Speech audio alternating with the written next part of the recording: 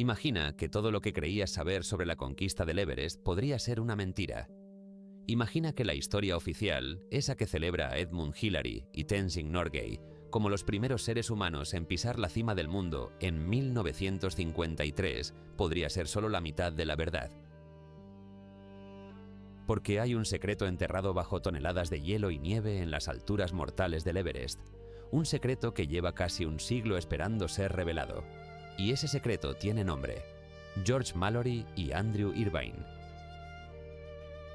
El 8 de junio de 1924, dos hombres desaparecieron a menos de 250 metros de la cumbre más alta de la Tierra. Nunca regresaron. Pero la pregunta que ha obsesionado a alpinistas, historiadores y aventureros durante casi 100 años no es por qué murieron, sino si lograron llegar a la cima antes de hacerlo. Si la respuesta es sí, entonces la historia del alpinismo tal como la conocemos está construida sobre una base equivocada. Si Mallory e Irvine conquistaron el Everest en 1924, lo hicieron 29 años antes que Hillary y Norgay, con equipo rudimentario, sin radios, sin pronósticos meteorológicos precisos, sin las comodidades que transformaron el montañismo moderno. Y lo hicieron en silencio, llevándose la verdad consigo a una tumba de hielo eterno. Este es el último gran misterio del Everest. Un enigma que combina heroísmo extremo, ambición desmedida y tragedia absoluta. Una historia que ha generado más teorías, expediciones de búsqueda y debates apasionados que cualquier otro evento en la historia del alpinismo. Porque no estamos hablando simplemente de dos escaladores que murieron en la montaña. Hablamos de hombres que pudieron haber reescrito la historia y cuya verdad permanece oculta en el lugar más inhóspito del planeta. El Everest guarda sus secretos con la ferocidad de una fortaleza inexpugnable, y este secreto en particular ha resistido casi un siglo de investigación, especulación y búsqueda incansable. Antes de continuar, si te fascinan las historias más oscuras y misteriosas de las montañas, te invito a que te suscribas a la cara B de La Montaña. Aquí exploramos los relatos que otros no se atreven a contar, las tragedias que marcaron la historia del alpinismo y los misterios que aún esperan respuesta. No te pierdas ninguno de nuestros episodios, porque cada montaña tiene una cara oculta, y aquí la descubrimos juntos. Pero volvamos a 1924, a una época en la que el Everest representaba el último desafío no conquistado de la exploración humana. Los polos habían sido alcanzados, aunque con controversia. Los océanos más profundos comenzaban a ser explorados. Pero el techo del mundo, esos 8.849 metros de roca, hielo y muerte que se elevan en la frontera entre Nepal y el Tíbet, permanecían inviolados. Para el Imperio Británico, conquistar el Everest era más que un logro deportivo. Era una cuestión de orgullo nacional, una forma de demostrar la superioridad británica en una era donde los imperios aún medían su grandeza por las tierras inexploradas que podían reclamar.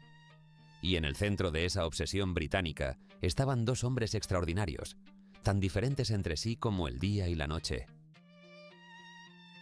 George Leigh Mallory era, a sus 37 años, ya una leyenda viviente del alpinismo. Veterano de 3 expediciones al Everest, incluyendo los intentos de 1921 y 1922, Mallory conocía esa montaña como pocos. Era un hombre de rostro anguloso y mirada intensa, profesor de Cambridge convertido en aventurero, poeta del riesgo que una vez respondió a la pregunta de por qué quería escalar el Everest con la frase más icónica del alpinismo: «Porque está ahí». Pero detrás de esa respuesta aparentemente simple había un hombre complejo, atormentado por fracasos previos, desesperado por demostrar que el Everest podía ser conquistado, consciente de que esta podría ser su última oportunidad. Mallory no era simplemente un escalador, era un obseso, y el Everest era su obsesión consumidora. Andrew Comyn Irvine, conocido como Sandy, era todo lo contrario. A sus 22 años, era el miembro más joven de la expedición de 1924, un estudiante de ingeniería de Oxford sin experiencia significativa en alta montaña. Mientras Mallory había pasado años enfrentándose a las cumbres más desafiantes de Europa, Irvine era prácticamente un novato en el Himalaya. Pero lo que le faltaba en experiencia lo compensaba con una habilidad extraordinaria: Era un genio mecánico, capaz de reparar y modificar el rudimentario equipo de oxígeno que la expedición llevaba consigo. En una época donde el uso de oxígeno suplementario era controvertido y el equipo notoriamente poco fiable, las habilidades de Irvine eran invaluables. Mallory lo eligió como compañero para el intento final, una decisión que sorprendió a muchos y que se debatiría durante décadas. Y ahora llega la pregunta que ha perseguido a generaciones. ¿Por qué Mallory eligió al joven e inexperto Irvine en lugar de escaladores más veteranos como Noel Odell? La respuesta más probable es táctica. Irvine podía mantener funcionando el equipo de oxígeno y Mallory creía que el oxígeno era la clave para alcanzar la cumbre. Pero también hay algo más profundo, algo casi paternal en esa elección. Mallory veía en Irvine el tipo de valentía joven e inconsciente que no calcula riesgos, que avanza cuando los veteranos dudan. Era una apuesta desesperada de un hombre que sentía que el tiempo se le acababa. Y déjame en los comentarios desde dónde nos estás viendo y si conocías esta historia antes de este video. Me encanta saber que hay una comunidad apasionada por estos misterios de la montaña, y tu participación hace que este canal crezca. ¿Eres de España, de Latinoamérica o nos sigues desde otro rincón del mundo? Cuéntamelo abajo. El 6 de junio de 1924, Mallory e Irvine partieron del campamento en el Collado Norte, a 7.000 metros de altura, comenzando su ascenso final. Llevaban consigo botellas de oxígeno modificadas por Irvine, provisiones para varios días y una cámara Kodak Best Pocket que Mallory planeaba usar para fotografiar la cumbre si la alcanzaban. Esa cámara, que nunca ha sido encontrada, es ahora el santo grial del alpinismo, porque sus negativos, preservados por el frío extremo, podrían resolver el misterio de una vez por todas. El clima era inestable, las nubes se acumulaban amenazantes, pero Mallory estaba decidido. Este era su momento, su última oportunidad de escribir su nombre en la historia. El 7 de junio establecieron el campamento 5 a 7.600 metros. El 8 de junio montaron el campamento 6 a 8.170 metros, más alto que nadie había acampado antes en el Everest. Y desde allí, en la madrugada brumosa de ese día fatídico, comenzaron su asalto final a la cumbre. Noel Odell, el único testigo, los vio por última vez a las 12:50 del mediodía, dos puntos negros moviéndose lentamente hacia arriba en la cresta noreste, superando lo que parecía ser un escalón rocoso. Luego, la niebla los envolvió, y nunca más fueron vistos con vida. ¿Qué sucedió en esas horas finales? ¿Alcanzaron la cima del mundo solo para morir en el descenso, como tantos otros después de ellos? ¿O fueron detenidos por el infame segundo escalón, un muro vertical de roca a 8.600 metros que muchos consideran imposible de escalar sin equipo moderno? ¿Murieron juntos o separados? ¿Rápidamente por una caída o lentamente por hipotermia y agotamiento? Y la pregunta más inquietante de todas, si alcanzaron la cumbre, ¿significa eso que la gloria de Hillary y Norgay fue robada por el silencio de la montaña? Este es el misterio que nos consume, el enigma que ha generado décadas de expediciones, teorías y debates.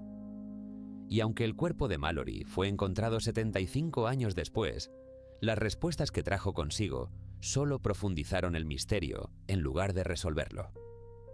Porque lo que descubrieron en 1999 abrió más preguntas de las que cerró, y el hallazgo reciente de los restos de Irvine en 2024 ha vuelto a encender el debate con una intensidad que parecía imposible después de tanto tiempo. La montaña está hablando lentamente, revelando sus secretos uno por uno, pero aún no ha dicho su última palabra. Para entender la magnitud de lo que Mallory e Irvine intentaron en 1924, primero debes comprender qué significaba el Everest en esa época. No era simplemente una montaña alta, era el símbolo último de lo inalcanzable, una fortaleza vertical de roca y hielo que se elevaba 8.849 metros sobre el nivel del mar, tan alta que los aviones de la época apenas podían volarla.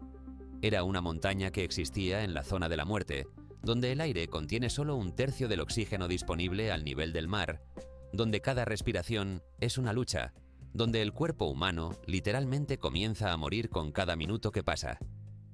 Y en 1924, Nadie sabía siquiera si era fisiológicamente posible que un ser humano sobreviviera a esas altitudes, mucho menos escalara hasta ellas. El Everest no había sido descubierto por Occidente hasta 1852, cuando el topógrafo británico Andrew Waugh calculó su altura y lo declaró la montaña más alta del mundo. Durante décadas fue inaccesible, protegido por las políticas aislacionistas del Tíbet y Nepal, dos naciones que cerraban sus fronteras a los extranjeros con el celo de guardianes de un templo sagrado. Para los tibetanos, el Everest era Chomolungma, la diosa madre del mundo, un lugar sagrado donde los dioses residían y los mortales no debían aventurarse. Para los nepalíes era Sagarmatha, la frente del cielo. Pero para el Imperio Británico de principios del siglo XX, era el último gran premio sin reclamar de la exploración terrestre, y estaban dispuestos a pagar cualquier precio por conquistarlo. La primera expedición británica al Everest llegó en 1921, no para escalar, sino para reconocer. Era una misión de exploración liderada por el coronel Charles Howard Bury, y entre sus miembros estaba un joven y apasionado escalador llamado George Leigh Mallory. Fue Mallory quien, en esa primera expedición, identificó la ruta norte como la más viable para alcanzar la cumbre, atravesando el Collado Norte y ascendiendo por la cresta noreste. Fue Mallory quien quedó obsesionado con la montaña, quien sintió su llamado como un canto de sirena que no podía ignorar. Regresó a Inglaterra transformado. Ya no era simplemente un profesor de Cambridge que escalaba en sus ratos libres. Era un hombre con una misión, un hombre que sabía que su destino estaba ligado a esa montaña maldita. En 1922, Mallory regresó con la segunda expedición británica, esta vez con la intención seria de alcanzar la cumbre. Fue un desastre que estuvo a punto de costarle la vida y que le costó la vida a 7 porters tibetanos que murieron en una avalancha. Mallory lideró ese intento y la culpa de esas muertes lo perseguiría el resto de su vida. Alcanzaron 8.320 metros antes de que la avalancha los obligara a retirarse, y el trauma de ver a esos hombres sepultados bajo toneladas de nieve y hielo grabó en Mallory una urgencia desesperada. Sabía que el tiempo se le acababa, que su cuerpo no soportaría muchas más temporadas en la zona de la muerte, que cada año que pasaba reducía sus posibilidades. Cuando la expedición de 1924 fue anunciada, Mallory sabía que esta sería su última oportunidad y estaba decidido a no desperdiciarla. La expedición de 1924 fue la más ambiciosa hasta la fecha. Liderada inicialmente por el general Charles Bruce, un veterano del Himalaya con conexiones políticas suficientes para asegurar el permiso tibetano, el equipo incluía a algunos de los mejores alpinistas británicos de la generación. Edward Norton, médico militar y escalador experimentado, era el segundo al mando y eventualmente asumiría el liderazgo cuando Bruce cayera enfermo. Howard Somerville, cirujano y alpinista consumado, era conocido por su resistencia sobrehumana en altitud. Geoffrey Bruce, primo del general y veterano de 1922, era un escalador fuerte aunque no técnico. Noel Odell, geólogo y alpinista sólido, sería crucial como soporte. Y luego estaba el miembro más joven y controvertido, Andrew Comyn Irvine, conocido como Sandy.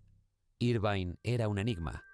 A sus 22 años, era estudiante de ingeniería en Oxford, remero del equipo universitario, atleta natural con una constitución física impresionante. Pero su experiencia en montañismo era limitada, prácticamente inexistente en términos del Himalaya. Nunca había estado a más de 6.000 metros antes de unirse a la expedición de 1924. Lo que lo hacía invaluable no era su habilidad para escalar, sino su genio mecánico. Los aparatos de oxígeno que la expedición llevaba eran primitivos, pesados, propensos a fallar en el frío extremo. Irvine los modificó, redujo su peso, mejoró su eficiencia, los mantuvo funcionando cuando todos los demás habrían fracasado. Era el tipo de hombre que podía desarmar y rearmar cualquier mecanismo con los ojos cerrados, y en una expedición donde el oxígeno suplementario podía significar la diferencia entre la vida y la muerte, esas habilidades eran oro puro. Pero había algo más en Irvine que atraía a Mallory. Era su juventud, su optimismo inquebrantable, su falta de miedo que venía de la inexperiencia. Los veteranos como Norton y Somervell conocían demasiado bien los peligros del Everest. Habían visto morir a hombres. Habían sentido el frío mordiendo sus extremidades. Habían experimentado la agonía de la hipoxia extrema. Irvine no. Irvine veía el Everest como un desafío emocionante, un problema de ingeniería por resolver. Y Mallory, en su desesperación por alcanzar la cumbre, vio en esa ingenuidad una fuerza que podría llevarlo donde la cautela de los veteranos no lo haría. La expedición llegó al Tíbet en marzo de 1924 y para mayo habían establecido una serie de campamentos que ascendían por la cara norte del Everest. El campamento base estaba a 5.000 metros en el glaciar Rongbuk. El campamento 3, el avanzado, estaba a 6.400 metros al pie del Collado Norte. El campamento estaba en el propio Collado Norte a 7.000 metros, una plataforma de hielo azotada por vientos que podían alcanzar velocidades de más de 100 km por hora. Más allá de eso, los campamentos 5 y 6 serían establecidos durante los intentos de cumbre, cada uno empujando más alto en la zona donde la vida humana no puede sostenerse indefinidamente. El plan era simple en teoría. Múltiples intentos escalonados, cada equipo aprendiendo de los errores del anterior, cada intento empujando más alto hasta que finalmente alguien alcanzara la cumbre. El primer intento sería de Mallory y Jeffrey Bruce. Fracasó cuando los porters tibetanos, aterrorizados por el frío extremo y los vientos mortales, se negaron a subir más allá del campamento 5. Fue una lección humillante para Mallory. Ni siquiera su legendaria determinación podía forzar a hombres aterrorizados a enfrentar la muerte cierta. El segundo intento fue de Norton y Somervell y fue histórico. Decidieron intentarlo sin oxígeno suplementario, una decisión audaz que muchos consideraban suicida. El de junio de 1924, Norton alcanzó 8.572 metros, más alto que cualquier ser humano había estado jamás. Estaba a solo 277 metros verticales de la cumbre, tan cerca que podía verla claramente. Pero el terreno se volvió imposible. Las rocas amarillas del Yellow Band eran quebradizas y traicioneras, y Norton estaba cegado por la nieve, sus ojos congelándose en sus cuencas. Tuvo que retirarse sabiendo que había estado más cerca de la cumbre del Everest que cualquier otro ser humano, pero que no había sido suficiente. Cuando Norton y Somervell regresaron al campamento esa noche, encontraron a Mallory esperándolos. Norton estaba temporalmente ciego por la nieve. Somervell había estado al borde de asfixiarse por un coágulo de tejido congelado en su garganta. Ambos estaban destruidos físicamente. Pero Mallory no sintió compasión, sintió oportunidad. La ventana del monzón se estaba cerrando, el clima se estaba deteriorando, pero aún había tiempo para un último intento. Y esta vez Mallory usaría oxígeno y llevaría consigo a Andrew Irvine. La elección de Irvine sorprendió a todos. Noel Odell era más experimentado, más fuerte en altitud, más capacitado técnicamente. Pero Mallory eligió a Irvine. Y la razón era simple y calculada.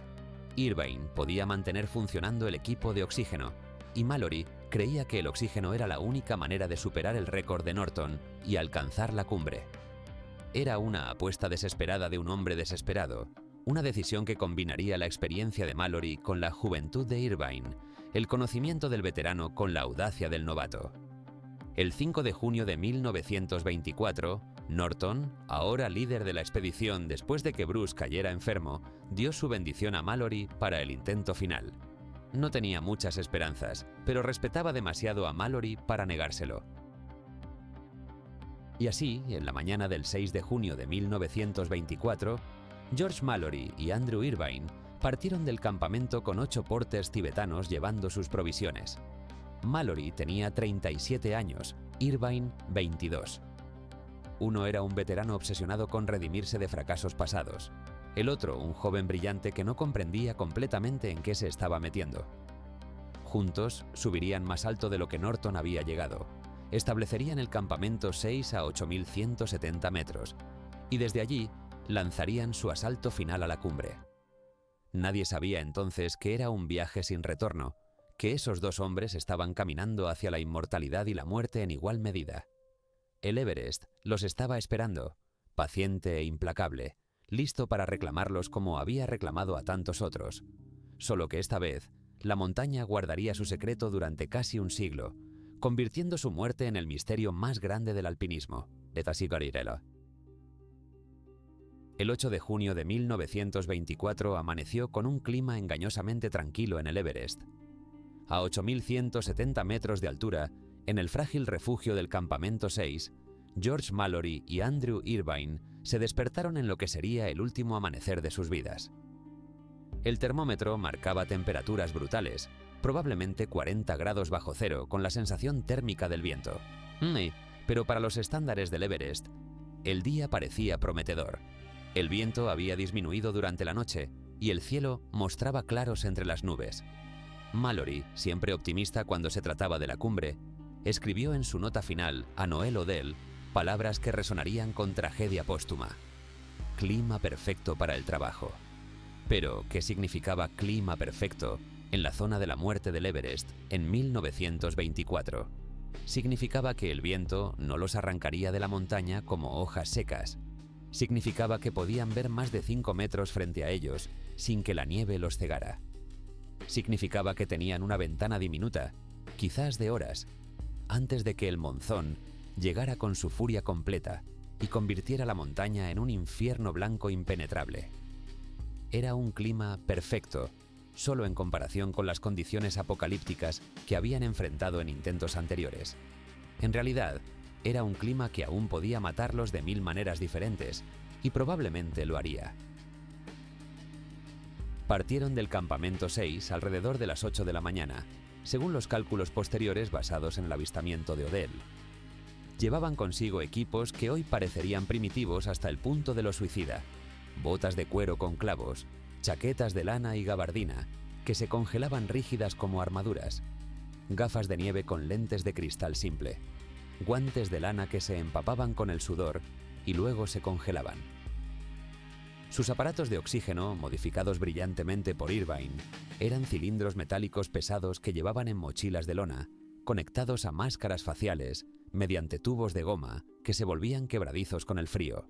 Cada cilindro proporcionaba aproximadamente horas de oxígeno a un flujo bajo, lo que significaba que estaban operando con márgenes de error inexistentes. Un retraso, una botella defectuosa, una fuga en el sistema, y estarían respirando el aire mortal de la zona de la muerte sin ninguna protección. La pregunta que ha atormentado a los expertos durante un siglo es: ¿por qué salieron tan tarde?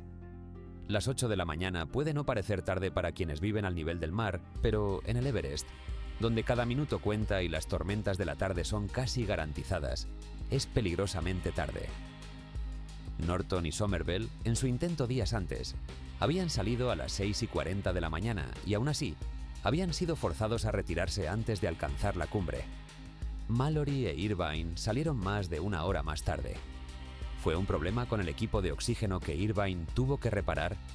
¿Durmieron mal en la altitud extrema y les costó despertar? ¿O fue simplemente la arrogancia de Mallory, creyendo que el oxígeno les daría una ventaja tan grande que el tiempo no importaría?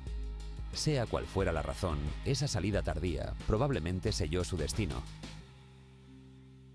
Mientras Mallory e Irvine ascendían lentamente por la cresta noreste, Noel Odell estaba más abajo, subiendo desde el Campamento 5 hacia el Campamento 6 con la intención de proporcionarles apoyo para el descenso. Odell era un hombre excepcional, un geólogo de 43 años con una resistencia sobrenatural en altitud. A diferencia de muchos de sus compañeros que sufrían terriblemente sobre los 7000 metros, Odell parecía prosperar. Escalaba sin oxígeno suplementario, moviéndose con una eficiencia que desafiaba la fisiología humana conocida. Y ese día, mientras trepaba por las rocas amarillas del Yellow Band alrededor de los 8000 metros, hizo un descubrimiento científico que lo llenó de júbilo. Los primeros fósiles definitivos encontrados en el Everest, prueba de que estas rocas habían estado alguna vez bajo el mar. Fue precisamente en ese momento de júbilo científico, a las 12:50 del mediodía, cuando la atmósfera súbitamente se despejó. Las nubes que habían envuelto la cresta superior como un sudario se separaron por un instante, revelando la cresta noreste y la pirámide final del Everest en toda su gloria terrible. Y allí, alto en la cresta, Odell vio algo que haría historia. 2 pequeños puntos negros moviéndose contra el blanco implacable de la nieve. No eran manchas en sus gafas, no eran rocas, eran figuras humanas y estaban escalando hacia arriba. Odell observó, fascinado, mientras uno de los puntos negros superaba lo que parecía ser un escalón rocoso, moviéndose con lo que él describió como agilidad remarcable. Luego, tan rápido como se había despejado, la niebla regresó, envolviendo la montaña en su abrazo gris. Los 2 puntos negros desaparecieron de la vista. Fue la última vez que George Mallory y Andrew Irvine fueron vistos con vida. Pero aquí es donde el misterio se profundiza hasta volverse casi insoportable. ¿Qué escalón rocoso superaron exactamente? Odell inicialmente creyó que había visto a Mallory e Irvine superando el segundo escalón, una pared vertical de roca de aproximadamente 27 metros de altura situada a 8.610 metros, el obstáculo técnico más difícil en la cresta noreste. Si habían superado el segundo escalón a las 12:50 del mediodía, entonces estaban solo a 200 metros verticales y quizás 2 horas de la cumbre. La cumbre era alcanzable, pero Odell más tarde cambió su testimonio, sugiriendo que quizás había visto el primer escalón, mucho más bajo y menos significativo, lo que significaría que estaban horas detrás de horario y probablemente condenados. Este cambio en su testimonio ha alimentado décadas de debate, análisis y reinterpretación. Lo que sabemos con certeza es que después de ese avistamiento, nada. Silencio absoluto. Esa noche, Odell llegó al campamento 6 y lo encontró vacío. Las bolsas de dormir sin tocar. Ninguna señal de que Mallory e Irvine hubieran regresado. Gritó sus nombres en la oscuridad creciente, su voz tragada por el viento aullante. Solo el eco de la montaña le respondió. Pasó la noche allí, en el campamento más alto jamás ocupado hasta ese momento, esperando contra toda esperanza que aparecieran. No lo hicieron. Al día siguiente, 9 de junio, Odell subió aún más alto, hasta 8.300 metros, escudriñando la cresta superior en busca de cualquier señal. Usó el código acordado. Colocó su saco de dormir en forma de T para preguntar ¿están bien? No hubo respuesta. Solo la inmensidad helada de la montaña guardaba sus secretos. Lo que sucedió en esas horas finales es algo que solo la montaña conoce. Lograron superar el segundo escalón, ese muro de roca que en 1975 requirió que los chinos instalaran una escalera permanente para que fuera escalable. Si lo hicieron, fue un logro de alpinismo técnico tan extraordinario que desafía la credibilidad, especialmente considerando el equipo primitivo que llevaban. Alcanzaron la cumbre en la tarde del 8 de junio, parándose donde ningún ser humano había estado antes, solo para encontrar la muerte en el descenso cuando la oscuridad y el agotamiento los superaron. Es la teoría romántica, la que muchos quieren creer, la que convertiría su muerte en un triunfo trágico en lugar de un fracaso fatal. O quizás la realidad fue más brutal y más simple. Quizás nunca superaron el segundo escalón. Quizás lo intentaron durante horas, sus manos congelándose en la roca vertical, sus botellas de oxígeno vaciándose, el tiempo escurriéndose mientras el sol descendía hacia el horizonte. Quizás Mallory, en su desesperación, tomó riesgos que ningún escalador cuerdo tomaría. Quizás uno cayó y arrastró al otro consigo, la cuerda que los unía convirtiéndose en un cordón de muerte compartida. Quizás fueron separados por una caída, Mallory precipitándose hacia donde su cuerpo sería encontrado 75 años después, e Irvine cayendo en una dirección diferente, su cuerpo permaneciendo oculto por un siglo hasta su reciente descubrimiento en 2024. Lo que convierte este misterio en algo tan fascinante y frustrante es que estuvo tan cerca de ser resuelto. Si Mallory hubiera llevado su cámara Kodak en el bolsillo donde fue encontrado su cuerpo, los negativos podrían haber sobrevivido, preservados por el frío extremo. Si la hubiera usado para fotografiar la cumbre, tendríamos prueba definitiva. Pero la cámara nunca fue encontrada con su cuerpo, y hasta el día de hoy permanece perdida en algún lugar de la montaña. Es posible que Irvine la llevara y que esté con sus restos recientemente descubiertos. O quizás se perdió en la caída, enterrada bajo toneladas de nieve y hielo, esperando que algún futuro cambio climático la revele. Y así, los dos puntos negros que Odell vio moviéndose en la cresta de la eternidad se convierten en símbolos de ambición humana, de la delgada línea entre el triunfo y la tragedia, de preguntas que pueden nunca tener respuesta. Fueron vistos por última vez ascendiendo, no descendiendo. Fueron vistos en movimiento, no inmóviles. Fueron vistos alto en la montaña, más cerca de la cumbre de lo que nadie había estado antes. Pero fueron tragados por la niebla, reclamados por el Everest, convertidos de hombres de carne y hueso en leyendas de hielo y misterio. Y la pregunta que nos persigue un siglo después sigue siendo la misma. ¿Conquistaron el cielo antes de caer a la tierra o fueron detenidos por la montaña que se negó a ser vencida? Después de que Mallory e Irvine desaparecieron en la niebla del 8 de junio de 1924, el Everest guardó su secreto con la determinación implacable de una tumba sellada. Durante 75 años, la montaña se negó a revelar qué había sucedido con los dos hombres que habían osado desafiarla. 75 años de expediciones, búsquedas, teorías y especulaciones que no produjeron nada más que frustración y más preguntas. 75 años en los que el misterio de Mallory e Irvine creció hasta convertirse en la obsesión más grande del alpinismo mundial, un enigma que consumía a quienes lo investigaban y que parecía destinado a permanecer sin resolver para siempre. Los primeros años después de la tragedia fueron de negación y esperanza desesperada. La expedición de 1924 regresó a Inglaterra con la noticia devastadora, pero también con la creencia persistente de que Mallory e Irvine podrían haber alcanzado la cumbre antes de morir. Noel Odell, el último hombre en verlos vivos, declaró públicamente su convicción de que habían llegado a la cima. Edward Norton, el líder de la expedición, compartía esa creencia, aunque con más cautela.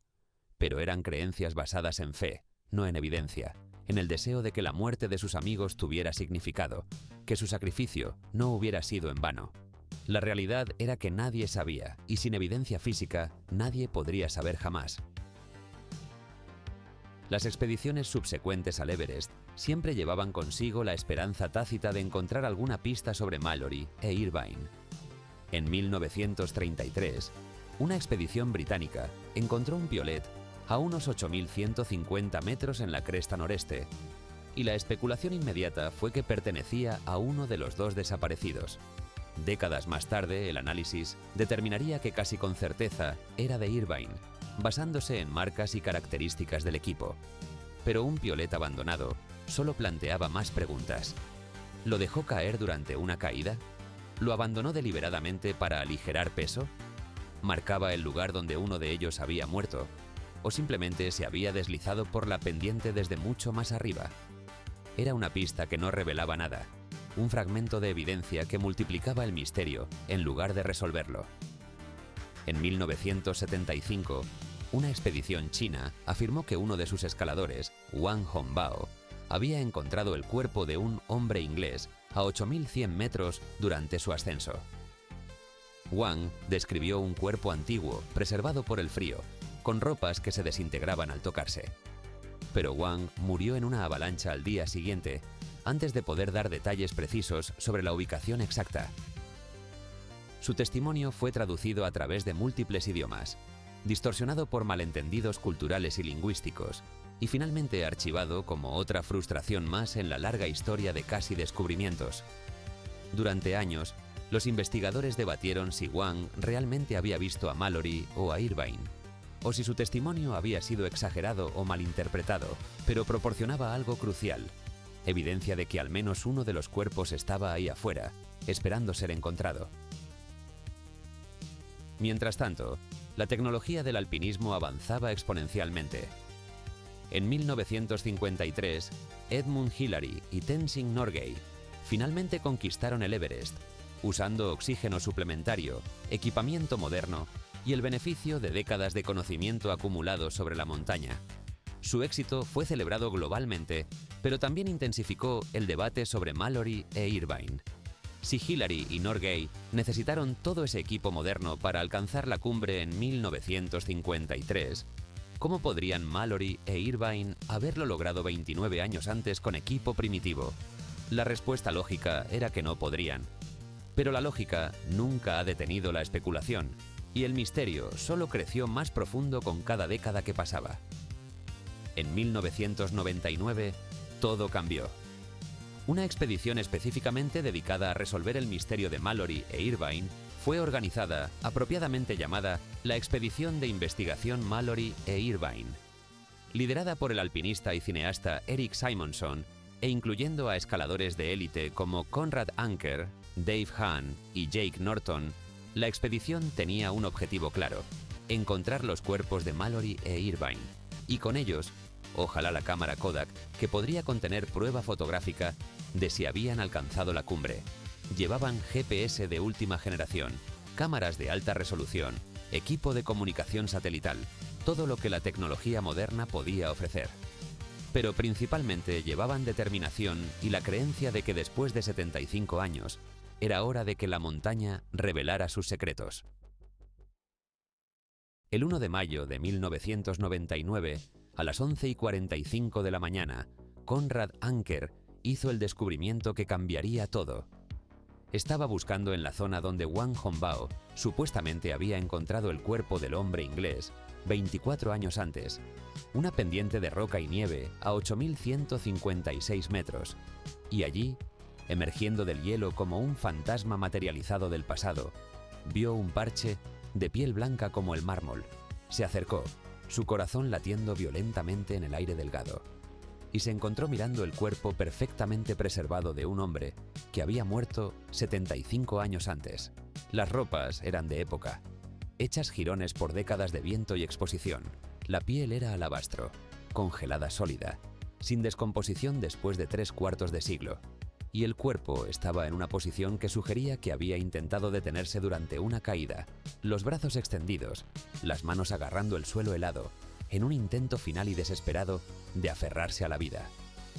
Pero, ¿era Mallory o Irvine? Anker llamó al resto del equipo por radio, y juntos examinaron cuidadosamente el cuerpo. Buscaron en los bolsillos con el respeto debido a los muertos, documentando cada objeto que encontraban. Había cartas, una nota de lavandería, gafas de repuesto cuidadosamente envueltas, y luego, en un trozo de tela cosido en la ropa interior, encontraron la evidencia definitiva: G. Leigh Mallory, escrito a mano. Habían encontrado a George Mallory, el hombre cuya obsesión con el Everest había definido una generación, yaciendo donde había caído en 1924, preservado por el frío extremo como si el tiempo se hubiera detenido en el momento de su muerte. El estado del cuerpo contaba una historia fragmentada y terrible. Mallory había sufrido lesiones masivas, una pierna rota, posiblemente también un brazo, costillas fracturadas. Pero la evidencia más reveladora estaba alrededor de su cintura. Los restos de una cuerda de escalada rota violentamente, con marcas que sugerían que había estado bajo tremenda tensión antes de partirse. Esto indicaba que Mallory e Irvine habían estado encordados juntos cuando ocurrió la tragedia, que probablemente uno había caído y arrastrado al otro, y que la cuerda que debía salvarlos finalmente se había roto, separándolos en la muerte como en la caída. Las lesiones de Mallory eran consistentes con una caída larga y violenta, rebotando contra rocas, su cuerpo destrozado por el impacto antes de finalmente detenerse en la pendiente, donde permanecería durante 75 años. Pero lo que no encontraron fue casi tan importante como lo que sí encontraron. No había cámara Kodak. Mallory era conocido por llevar una fotografía de su esposa Ruth, que había prometido dejar en la cumbre si la alcanzaba. Esa fotografía tampoco estaba en sus bolsillos. ¿Significaba esto que había alcanzado la cumbre y dejado la foto allí, como había prometido? ¿O simplemente la había perdido durante la caída? ¿O nunca la había llevado consigo ese día? Las gafas de sol que encontraron cuidadosamente guardadas en su bolsillo sugerían que había estado escalando en oscuridad o poca luz cuando murió, lo que podría indicar que estaba descendiendo tarde, quizás después de haber alcanzado la cumbre. O quizás simplemente había guardado las gafas porque el clima se había nublado. Cada pieza de evidencia era ambigua, susceptible de múltiples interpretaciones, frustrante en su falta de claridad definitiva. El equipo tomó muestras de ADN, fotografió exhaustivamente el cuerpo y el sitio, y luego, con gran ceremonia y respeto, realizaron un servicio conmemorativo. Cubrieron el cuerpo de Mallory con rocas, dejándolo donde había caído, convirtiéndolo en un cairn permanente en la montaña que había amado y que finalmente lo había reclamado. Era un cierre de un tipo, pero no el cierre que todos esperaban, porque aunque habían encontrado a Mallory, Irvine seguía desaparecido. Y sin la cámara, sin evidencia fotográfica, la pregunta central permanecía sin respuesta. ¿Habían alcanzado la cumbre antes de morir? Durante 25 años más, el misterio de Irvine permaneció sin resolver. Expediciones subsecuentes buscaron su cuerpo, convencidas de que, si lo encontraban, encontrarían también la cámara. Pero el Everest es vasto, y un cuerpo en esa inmensidad es menos que una aguja en un pajar. Hasta que en 2024, finalmente, restos identificados como pertenecientes a Andrew Irvine fueron descubiertos. Un siglo después de su desaparición, la montaña finalmente estaba comenzando a revelar todos sus secretos. Pero, como veremos, incluso estos nuevos descubrimientos solo profundizarían el debate sobre qué realmente sucedió en esas horas finales del 8 de junio de 1924. Cuando Conrad Anker y su equipo se arrodillaron junto al cuerpo de George Mallory ese día de mayo de 1999, no estaban simplemente mirando los restos de un hombre que había muerto 75 años antes. Estaban mirando una escena del crimen preservada por el frío más extremo de la Tierra, un registro forense congelado en el tiempo que contenía pistas sobre lo que había sucedido en las horas finales de la tragedia más grande del alpinismo. Cada herida, cada objeto en sus bolsillos, cada detalle de cómo yacía el cuerpo, todo era evidencia. Y mientras el equipo trabajaba metódicamente para documentar cada aspecto del hallazgo, comenzaron a emerger fragmentos de una historia que era simultáneamente reveladora y frustrante, que respondía a algunas preguntas mientras planteaba docenas más. Lo primero que notaron fue la posición del cuerpo. Mallory estaba boca abajo en la pendiente, con los brazos extendidos hacia arriba como si hubiera estado tratando de detener su caída, aferrándose desesperadamente a la montaña que lo estaba matando. Su pierna derecha estaba cruzada sobre la izquierda en un ángulo antinatural, y su rostro estaba parcialmente enterrado en la grava helada. No era la postura de alguien que había muerto pacíficamente por hipotermia. Era la postura de alguien que había luchado hasta el último segundo, que había caído violentamente y había intentado salvarse incluso mientras su cuerpo se destrozaba contra las rocas. La piel expuesta al sol y al viento durante décadas era de un blanco marmóreo, pero debajo de la ropa, preservada por el frío extremo, estaba casi intacta, como si Mallory hubiera muerto ayer y no hace 3/4 de siglo. Las lesiones contaban una historia brutal.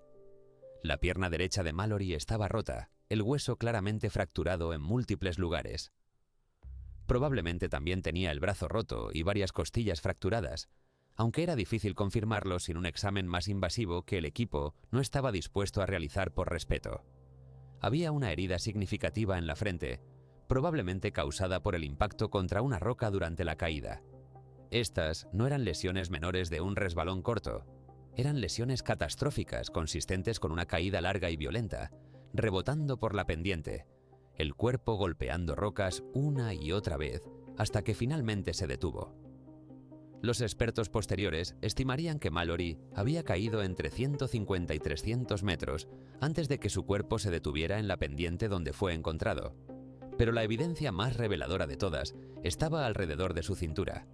Los restos de una cuerda de escalada estaban enrollados allí, y cuando el equipo la examinó cuidadosamente, encontraron algo que les heló la sangre incluso en ese frío extremo. La cuerda estaba rota, y las marcas en ella mostraban que había estado bajo tremenda tensión antes de partirse. Esto no era una cuerda que se había desgastado con el tiempo o que había sido cortada deliberadamente. Era una cuerda que había sido sometida a una carga masiva, probablemente el peso de 2 hombres cayendo simultáneamente, y que finalmente había fallado. La implicación era clara y terrible. Mallory e Irvine habían estado encordados juntos cuando ocurrió la tragedia. Uno había caído, arrastrando al otro consigo, y la cuerda que debía ser su salvavidas había terminado siendo su sentencia de muerte compartida. La pregunta que surgía inmediatamente era: ¿quién cayó primero? ¿Fue Mallory quien resbaló y arrastró al joven Irvine consigo? ¿O fue Irvine, inexperto en las alturas extremas, quien cometió un error fatal y llevó al veterano Mallory a la muerte. La posición del cuerpo de Mallory y la ubicación donde fue encontrado sugerían que había caído desde arriba, lo que podría significar que habían estado descendiendo cuando ocurrió la tragedia. Esto, a su vez, alimentaba la esperanza de que habían alcanzado la cumbre y estaban regresando cuando la muerte los reclamó. Pero también era posible que hubieran estado subiendo aún, o que hubieran sido forzados a retirarse sin alcanzar la cumbre, frustrados por condiciones imposibles o equipo fallido. Luego estaba el inventario de los objetos encontrados en los bolsillos de Mallory, cada uno un fragmento íntimo de sus últimos momentos. Había cartas de su familia, cuidadosamente dobladas y guardadas cerca de su corazón. Había una factura de lavandería, un recordatorio mundano y casi cómico de la vida normal que había dejado atrás. Había un altímetro, probablemente inútil en las condiciones extremas, pero que Mallory había llevado de todas formas. Había gafas de sol de repuesto, cuidadosamente envueltas en un pañuelo y guardadas en un bolsillo interior. Este último detalle era particularmente intrigante. Si Mallory tenía sus gafas de sol guardadas en lugar de usándolas, significaba que estaba escalando en condiciones de poca luz. ¿Era tarde en el día, quizás el atardecer? ¿O el clima se había nublado tanto que las gafas no eran necesarias? Ambas posibilidades sugerían que algo había salido mal, que el horario se había retrasado o las condiciones se habían deteriorado. Pero lo más significativo era lo que no encontraron. No había cámara Kodak Best Pocket. Esta era la cámara que podría resolver el misterio de una vez por todas, porque si Mallory e Irvine habían alcanzado la cumbre, seguramente habrían tomado fotografías. El frío extremo del Everest habría preservado los negativos perfectamente durante 75 años, y la tecnología moderna podría revelarlos, incluso después de décadas de congelamiento. La ausencia de la cámara en el cuerpo de Mallory sugería fuertemente que Irvine la había estado llevando, lo que significaba que encontrar el cuerpo de Irvine era ahora más crucial que nunca. Si Irvine tenía la cámara, y si esa cámara aún existía, podría contener la prueba fotográfica definitiva. Y luego estaba el misterio de la fotografía. La hija de Mallory, Claire, había recordado claramente que su padre llevaba una fotografía de su esposa Ruth, que había prometido dejar en la cumbre si la alcanzaba. Era una tradición romántica que Mallory había mencionado en cartas y conversaciones. Pero no había fotografía en ninguno de los bolsillos de Mallory. El equipo revisó meticulosamente cada pliegue de ropa, cada bolsillo, cada espacio donde una fotografía podría estar escondida. Nada. Dado el estado extraordinario de preservación de los otros objetos, la ausencia de la fotografía era notable. ¿Significaba esto que Mallory había alcanzado la cumbre y dejado la foto allí, como había prometido? ¿O simplemente había perdido la fotografía durante la caída? ¿O la había dejado en el campamento 6?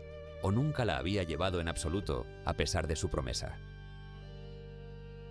Cada una de estas piezas de evidencia era provocativa pero ambigua. Los proponentes de la teoría de que Mallory e Irvine alcanzaron la cumbre señalaban la fotografía faltante, las gafas guardadas que sugerían un descenso tardío, y el hecho de que fueron vistos tan alto en la montaña. Los escépticos señalaban la falta de prueba fotográfica, la dificultad técnica del segundo escalón con equipo de 1924, y el hecho de que muchos escaladores han muerto en el Everest sin alcanzar la cumbre. Era un debate que la evidencia física inclinaba en una dirección u otra, dependiendo de cómo se interpretara. Un test de Rorschach, donde cada persona veía lo que quería ver. El equipo de 1999 realizó un servicio conmemorativo para Mallory allí en la montaña, leyendo salmos y cubriendo su cuerpo con rocas para crear un cairn permanente. Era un momento de cierre, pero también de frustración. Habían encontrado a Mallory, pero Irvine permanecía perdido. Habían recuperado artefactos fascinantes, pero no la cámara que podría resolver el misterio. Habían respondido la pregunta de qué le había sucedido a Mallory, pero no la pregunta de si había alcanzado la cumbre. El Everest había revelado algunos de sus secretos, pero guardaba celosamente el más importante. Durante 25 años más, el paradero de Irvine permaneció como el santo grial del alpinismo. Expediciones subsecuentes buscaron en la cresta noreste, usando tecnología cada vez más sofisticada, drones con cámaras de alta resolución, incluso inteligencia artificial para analizar fotografías en busca de anomalías que pudieran ser un cuerpo. Pero el Everest es vasto, y un cuerpo humano en esa inmensidad es increíblemente difícil de encontrar, especialmente si ha sido movido por avalanchas o enterrado por décadas de nevadas. La búsqueda parecía interminable, condenada a la frustración perpetua. Hasta que en septiembre de 2024, exactamente un siglo después de la tragedia, un equipo de National Geographic, liderado por el fotógrafo y alpinista Jimmy Chin, hizo un descubrimiento extraordinario. Estaban en el glaciar Rongbuk Central, mucho más abajo que donde Mallory había sido encontrado, cuando vieron algo emergiendo del hielo que se derretía. Una bota antigua de cuero con clavos de acero en patrón de diamante, del tipo usado en los años 20. Chin se acercó, su corazón acelerándose, y levantó el calcetín que aún estaba dentro de la bota. En una etiqueta roja cosida al calcetín, claramente legible después de un siglo, estaban las letras Irvine. Habían encontrado a Andrew Irvine, o al menos parte de él, emergiendo del glaciar que había guardado sus restos durante 100 años. El hallazgo de Irvine abrió nuevas preguntas incluso mientras cerraba otras. ¿Por qué estaba tan lejos y mucho más abajo que Mallory? ¿Habían sido separados por la caída, sus cuerpos rodando en direcciones diferentes? ¿O Irvine había sobrevivido inicialmente a la caída y había intentado descender solo antes de finalmente sucumbir? Y la pregunta más importante, ¿dónde estaba el resto de sus restos? Y más crucialmente, ¿dónde estaba la cámara? El descubrimiento era monumental, pero como todo en esta historia, planteaba más misterios de los que resolvía. El Everest estaba hablando finalmente, revelando sus secretos uno por uno después de un siglo de silencio, pero aún no había dicho su última palabra. Un siglo después de que George Mallory y Andrew Irvine desaparecieran en las alturas mortales del Everest, la pregunta sigue resonando con la misma intensidad que el día en que se perdieron. ¿Alcanzaron la cumbre antes de morir? Es una pregunta que ha consumido décadas de investigación, generado incontables teorías y dividido a la comunidad del alpinismo en campos irreconciliables. Porque no estamos simplemente preguntando si dos hombres lograron un objetivo deportivo. Estamos preguntando si la historia misma del alpinismo necesita ser reescrita, si el honor de la primera ascensión al Everest pertenece a Hillary y Norgay en 1953 o a dos británicos que murieron 29 años antes tratando de alcanzar ese mismo sueño. Los argumentos a favor de que Mallory e Irvine alcanzaron la cumbre son convincentes y se basan en una combinación de evidencia circunstancial y análisis técnico. Primero está el avistamiento de Noel Odell a las 12:50 del mediodía del 8 de junio, cuando vio dos puntos negros ascendiendo y superando lo que describió como un escalón rocoso. Si ese escalón era el segundo escalón, entonces Mallory e Irvine estaban a solo 2 o 3 horas de la cumbre con más de 7 horas de luz diurna restantes. El tiempo, aunque ajustado, era suficiente. Luego está la ausencia de la fotografía de Ruth Mallory en su cuerpo, la foto que había prometido dejar en la cumbre. Dado que otros objetos personales sobrevivieron perfectamente preservados en sus bolsillos, la ausencia de esta fotografía específica sugiere que la dejó donde había prometido, en el techo del mundo. Las gafas de sol guardadas cuidadosamente en el bolsillo de Mallory también apoyan la teoría del éxito. Si estaba escalando sin gafas, probablemente era porque la luz era tenue, lo que sugiere un descenso tardío. Los escaladores modernos saben que la mayoría de las muertes en el Everest ocurren durante el descenso, no el ascenso, cuando el agotamiento y la euforia se combinan fatalmente. Si Mallory estaba descendiendo en condiciones de poca luz, podría significar que había pasado las horas de la tarde en la cumbre o cerca de ella, celebrando su triunfo antes de que la realidad de su situación se impusiera. Y está el argumento de la personalidad. Mallory era obsesivo, determinado hasta la locura. Un hombre que había dedicado años de su vida a esta montaña. ¿Habría aceptado la derrota cuando estaba tan cerca? Los que lo conocían dicen que no, que habría seguido adelante incluso si significaba no regresar. Pero los argumentos en contra son igualmente poderosos y se basan en la física brutal y la realidad técnica del Everest. El obstáculo más significativo es el segundo escalón, ese muro vertical de roca de 27 metros a 8.610 metros que es el problema técnico más difícil en la cresta noreste. En 1975, cuando los chinos finalmente lo conquistaron, instalaron una escalera de aluminio permanente para hacerlo escalable. Desde entonces, virtualmente todos los escaladores que intentan la ruta norte usan esa escalera. La pregunta que atormentó a los expertos es simple y devastadora. ¿Cómo podrían Mallory e Irvine, con equipo de 1924, sin arneses modernos, sin dispositivos de aseguramiento, con botas de cuero rígido y guantes gruesos, haber escalado libre ese muro vertical? Conrad Anker, uno de los mejores escaladores de roca del mundo y el hombre que encontró el cuerpo de Mallory, intentó escalar el segundo escalón en el año 2007 usando réplicas exactas del equipo de 1924. Anker es un escalador de nivel élite, aclimatado, en la cima de su forma física, y luchó. Calificó la escalada como 5.8 en la escala Yosemite decimal, extremadamente difícil incluso con equipo moderno, casi imposible con ropa restrictiva y guantes gruesos a 8.600 metros, donde cada respiración es una agonía. Después de múltiples intentos, Anker concluyó que era técnicamente posible pero extremadamente improbable que Mallory e Irvine lo hubieran logrado. Y si no superaron el segundo escalón, nunca alcanzaron la cumbre. Es matemáticamente simple y brutalmente definitivo. Luego está el argumento del tiempo. Mallory e Irvine salieron del campamento 6 alrededor de las 8 de la mañana, peligrosamente tarde según los estándares modernos. Norton y Somerville, días antes, habían salido a las 6:40 y aún así habían fracasado. Incluso con oxígeno suplementario que Mallory e Irvine estaban usando, las matemáticas son despiadadas. Desde el campamento 6 hasta la cumbre hay aproximadamente 1.000 metros verticales y varios kilómetros horizontales de terreno técnico extremadamente difícil. Los escaladores modernos, con equipo superior y décadas de conocimiento acumulado, generalmente toman entre 8 y 12 horas para este tramo.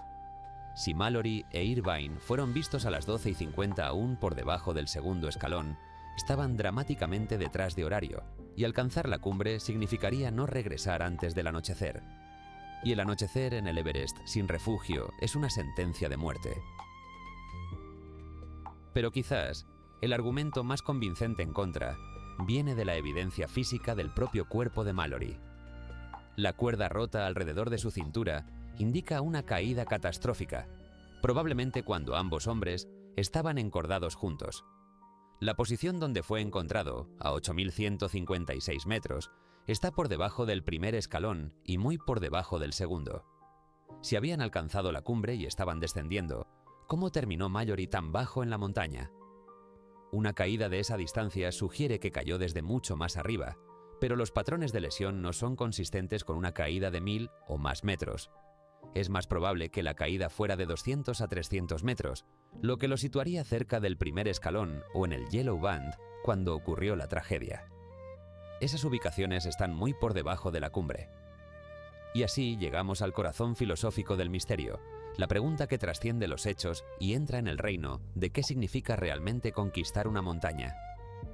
En el alpinismo existe un dicho: la cumbre es solo la mitad del camino. Significa que alcanzar la cima no es éxito si no regresas vivo.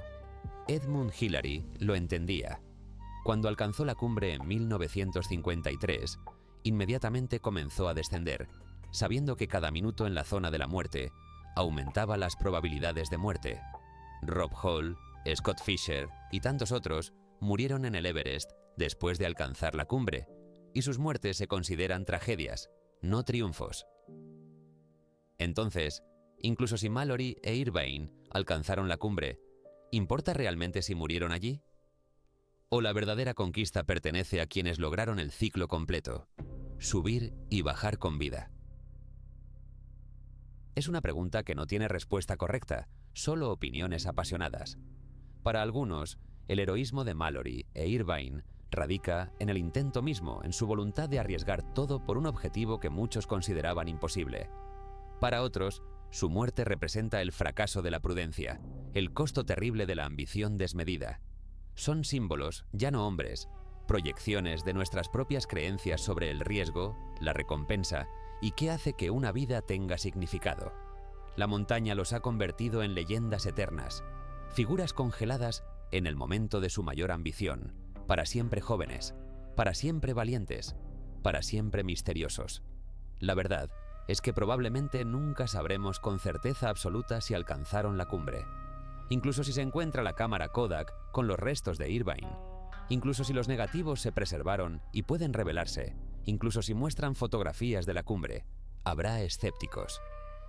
Y si la cámara nunca se encuentra, o si las fotografías no muestran la cumbre, siempre habrá creyentes que argumenten que la evidencia se perdió o fue incompleta.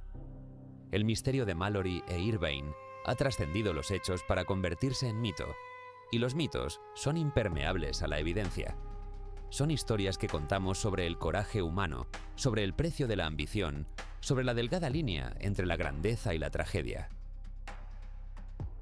Y si te fascina este tipo de historias, las tragedias que definen el alpinismo y los misterios que aún persisten en las montañas más altas del mundo, te invito a que te suscribas a La Cara B de la montaña.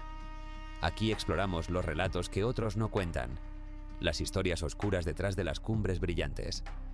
Cada montaña tiene secretos, y nosotros estamos dedicados a descubrirlos juntos. No te pierdas ninguno de nuestros episodios. George Mallory y Andrew Irvine permanecen en el Everest, sus cuerpos lentamente revelándose mientras los glaciares se derriten y el cambio climático transforma la montaña. Quizás algún día el hielo liberará todos sus secretos. Quizás esa cámara emergerá y resolverá el debate de una vez por todas. O quizás el misterio permanecerá para siempre, un enigma eterno que cada generación reinterpreta según sus propias esperanzas y temores. Lo que es indiscutible es que conquistaron algo más valioso y más duradero que cualquier cumbre. Conquistaron la imaginación humana, y esa conquista es eterna. Su legado no es una bandera en una cumbre o una entrada en un libro de récords. Es la pregunta misma que siguen planteando, la pregunta que nos obliga a confrontar qué estamos dispuestos a arriesgar por nuestros sueños. Y mientras esa pregunta siga sin respuesta, Mallory e Irvine seguirán escalando, para siempre ascendiendo en esa cresta de la eternidad, dos puntos negros moviéndose hacia el cielo o hacia el infierno, dependiendo de cómo elijas ver la historia, porque al final el misterio no está en la montaña, el misterio está en nosotros.